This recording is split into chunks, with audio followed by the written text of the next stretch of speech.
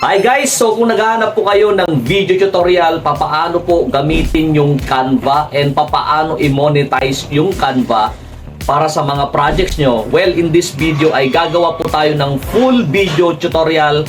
Kaya make sure na panoorin mo yung video na to hanggang sa dulo. Hi guys! Welcome dito sa aking YouTube channel. Kung bago lang po kayo sa aking YouTube channel, my name is Mark from Pinoy Influencer. Ang channel ko po, nagtuturo pa paano kayo tutorials, motivation, trading at mga investment. Kung interested po kayo sa mga ganong klase ng content, consider subscribing by hitting the subscribe button at i-on mo na rin yung notification bell.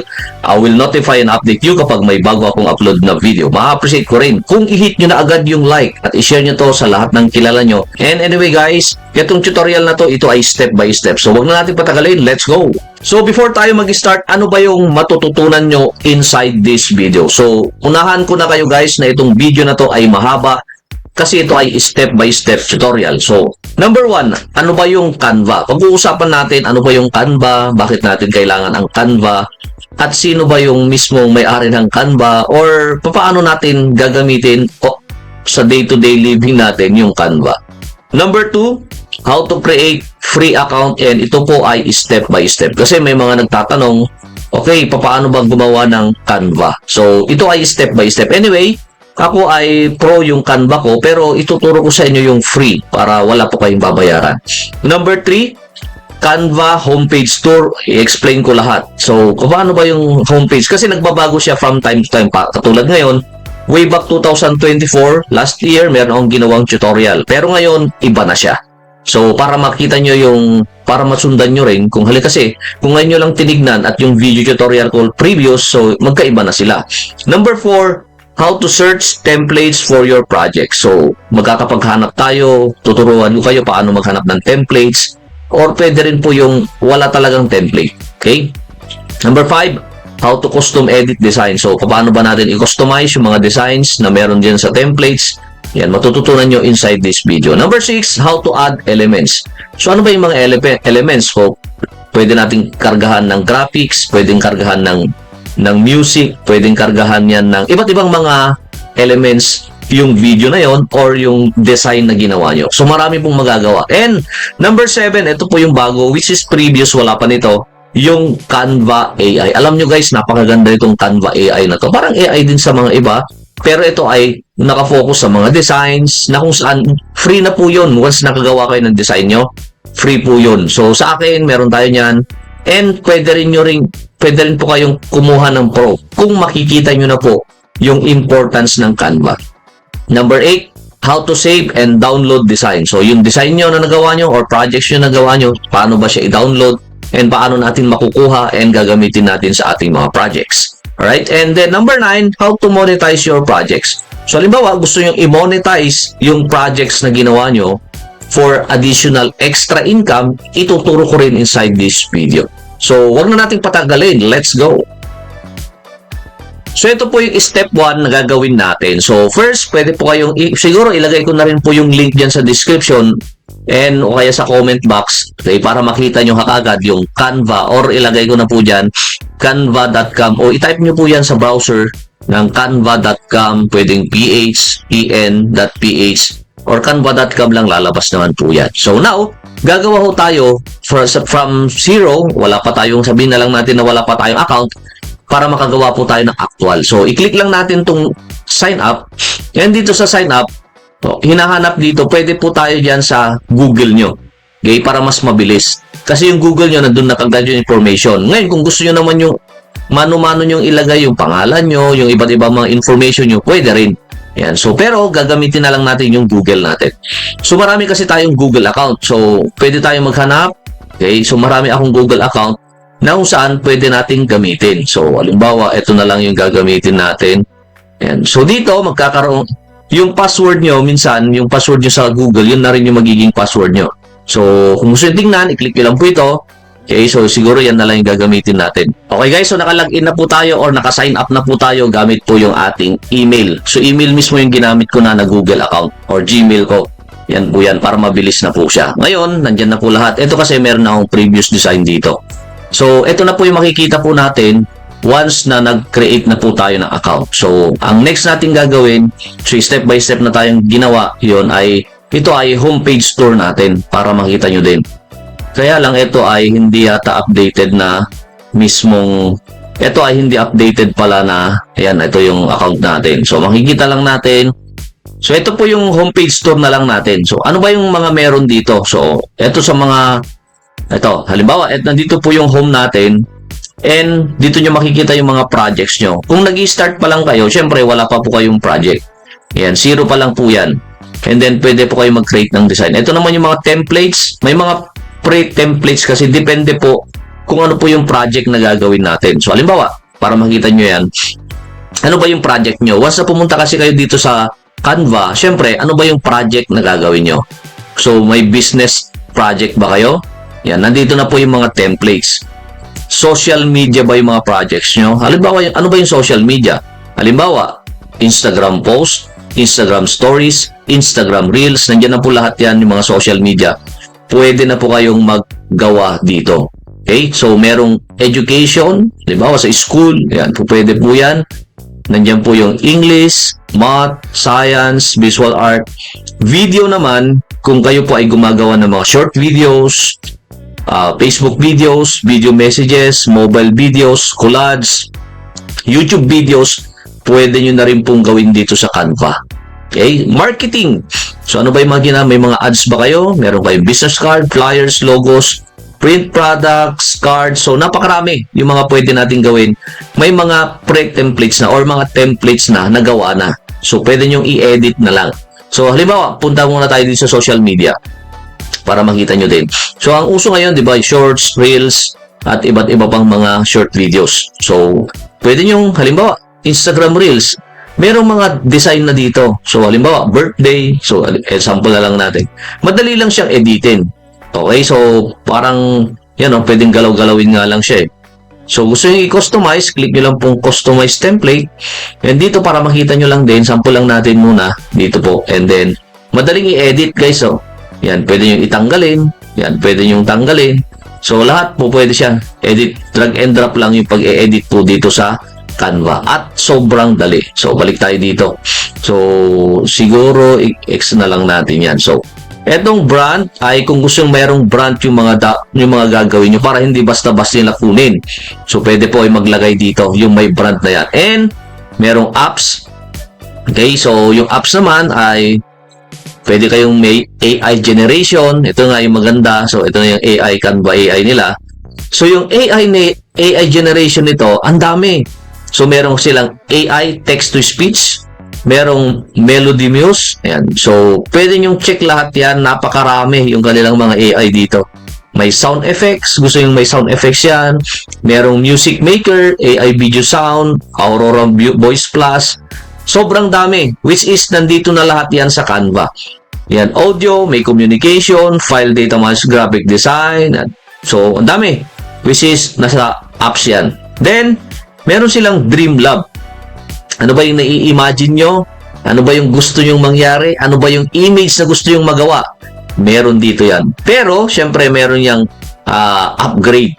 Pero, pwede nating subukan kung may sample tayo dito. Halimbawa, create image. Yan, nagpapagawa tayo ng image about, sabihin na lang natin na nature siguro para makita lang natin. Yan. So, then, click lang natin itong create. Gagawa siya ngayon. So, magpapublish na siya ng image. Itong image na to pwede natin gamitin sa blog. Pwedeng gamitin yan sa graph designs. Yan ito. Ang ganda. Sobrang vivid. Parang totoong-totoo yan, no? Yan, no? So, ito po yung image na ginawa niya dun sa design. Yung naiisip nyo, siya yung gumawa ng design. Hindi na kayo magpe-paint, hindi na kayo magkahanap. And this is 100% free dito, ah. So, pwede nyo ring i-edit pa. Open in video editor. Ayan. So, AI na lang lahat gumawa yan. Meron kang 19.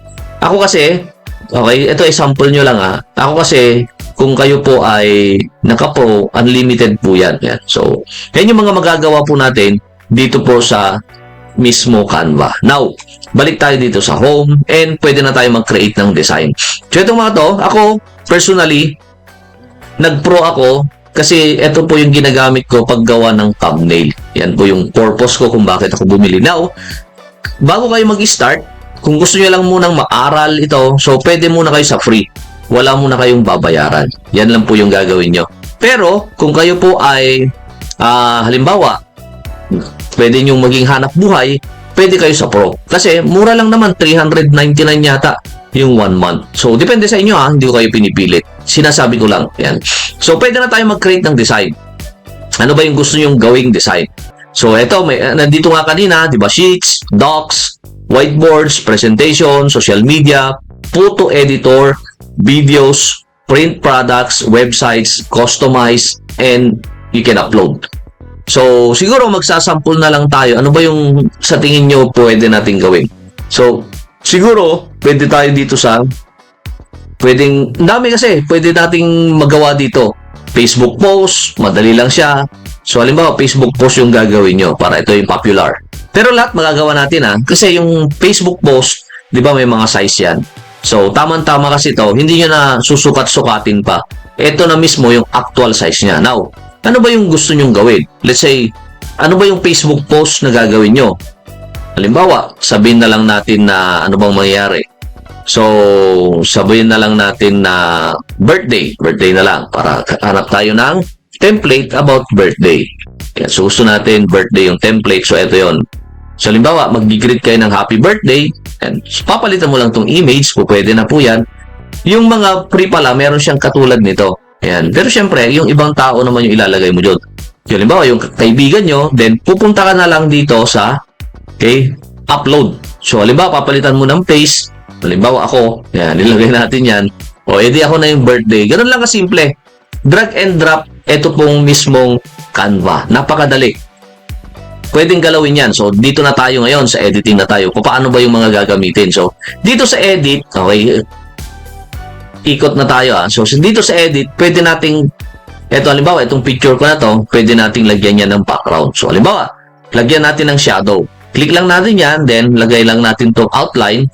Yan. So, meron na siyang shadow. Pwedeng black, pwedeng baguhin yan. So, gusto nyo baguhin, pwedeng white, pwedeng yellow. Yan, depende na po sa inyo. So, kung halimbawa, yellow gusto nyo, ilagay nyo lang dyan. And syempre, hanapin nyo na lang yung anong gusto nyong background. So, madaling gawin. Okay? So, halimbawa, yan ang sample natin. Then, ano pa yung gusto natin gawin dito? Halimbawa, meron siya sanang background. Pwede na nating tanggalin. Automatic na yan. Automate mo lang yan. Okay? Pero ito ay for yung background remover para lang sa Pro pala. Okay? So, nakikita natin yan. So, wala pa tayo yan. Pwede rin i-animate kung gusto nyo. Okay, animated siya. Halimbawa, yung gumaganon. Yan. Pwede po yan. Pwedeng fade. Pwede nating gawin. So, pwede nating ilagay. Pwedeng vote. Halimbawa, enter and exit. Pwede nating gawin yan. May speed. Mabilis ba siya? So, pwede nyong galawin. So, kaya yung mga pwede nating gawin dito po sa Canva. Pero syempre, check nyo po kung yung kayo po ay upgrade plan o hindi. Kasi merong mga, halimbawa, kung hindi nyo ma-save, sigurado ako, hindi pa kayo, or meron po siyang bayad yon. Pero pwede nyo gawin yung mga pro, ay yung mga libre lang muna. Yan. So, ito naman yung mga tools natin. So, ano ba yung magagawa natin sa tools? Yan, pwede tayong mag-draw. Yan ba? Gusto yung sulatan? Pwede yan. So, pwede kayo maglagay ng shape. Ano bang gusto yung shape? Halimbawa, lagyan natin ng square. Yan. So, marami tayong pwedeng gawin. So, pwede tayong maglagay ng line, pwede tayong maglagay sticky notes, text, maglagay tayo ng open text, and syempre, pwede tayong maglagay ng tables. Yan po yung mga tools na pwede natin gawin sa bawat project na gagawin natin. Dito lang po kayo mag-iikot-ikot once na gumawa na kayo ng mismong project nyo. Yan. So, pwede natin galawin lahat yan. So, syempre, itong mga to, madali lang naman yan. Papalitan nyo yung font, nandiyan po yan. Ito naman yung mga border, gusto yung may border. Halimbawa, ito, gusto yung lagyan ng border, pwede po yan. So, yung mga dash, depende na po yan kung anong gusto nyo. And, pwede natin gawin. So, tanggalin natin itong mga to. Yan. So, halimbawa, gusto yung ito, gusto yung i-delete, pwede rin po yan. So, ilagay lang natin dyan. So, backspace lang natin. And dito, pwede natin i-delete. Nandito po yun, delete. Yan. So, halimbawa, gusto yung doble yung mukha nyo, pwede nyo i-click tong duplicate. Ganun lang kasimple. Gusto i-delete, click nyo lang din po yan. Yan. So, yan po yung mga pwede natin gawin. Yan. So, kung gusto nyo naman i-back, click nyo lang po tong undo. Yan. Yan. So, para pwede nyo pong gawin po yung mga yan. So, i-delete natin to. Delete, image. Yan. Pero, merong frame na natira. Yan. So, halimbawa, gusto yung palitan yan or sa ilalim siya. So, layer lang, then send backward. Isa pa, pwede natin i-send backward natin. Yan, so send back to back. Ayan, para yan na po yung sa akin. Ako po yung nandun sa harap. Ganun po kasimple.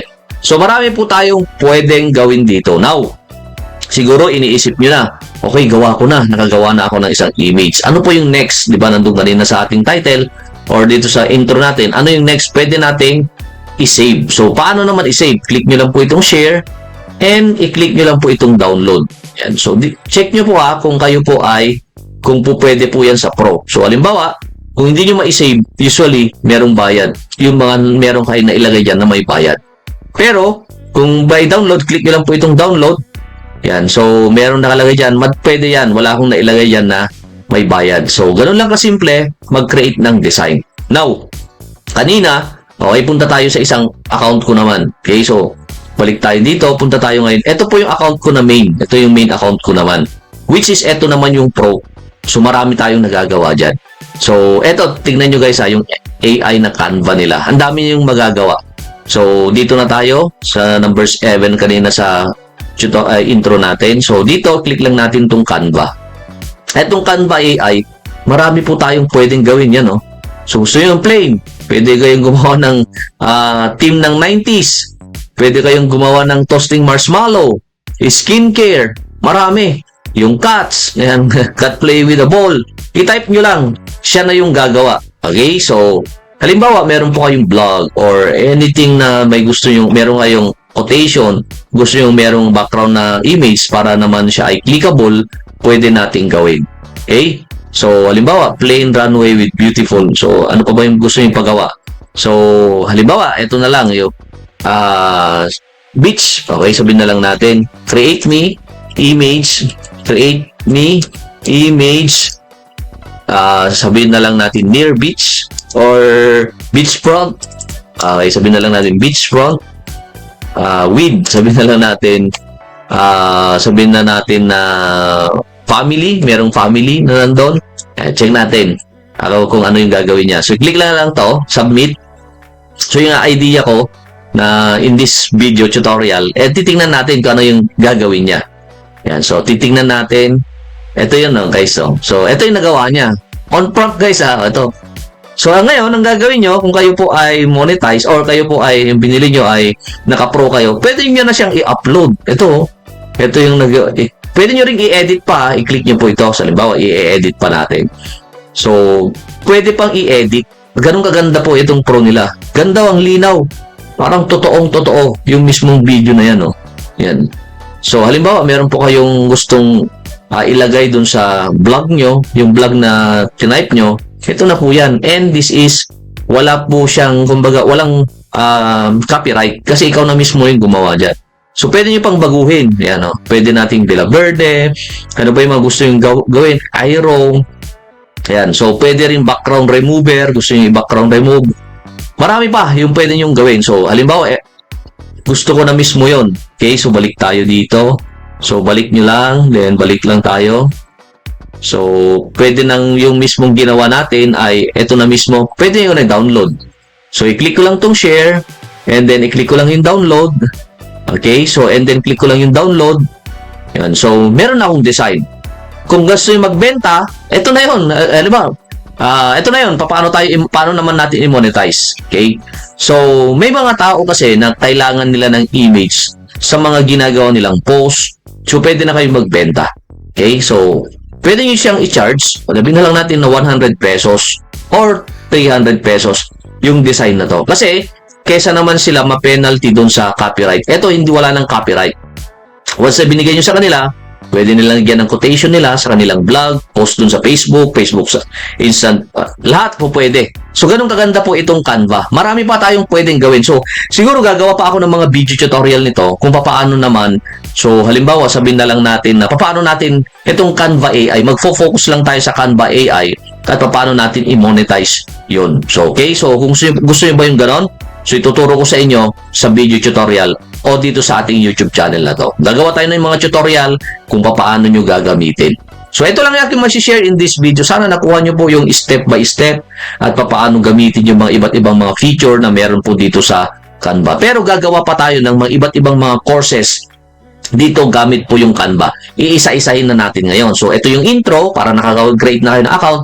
And iisa-isahin natin yung mga potential na pwede nyong pagkakitaan gamit yung Canva. At pwede natin yan.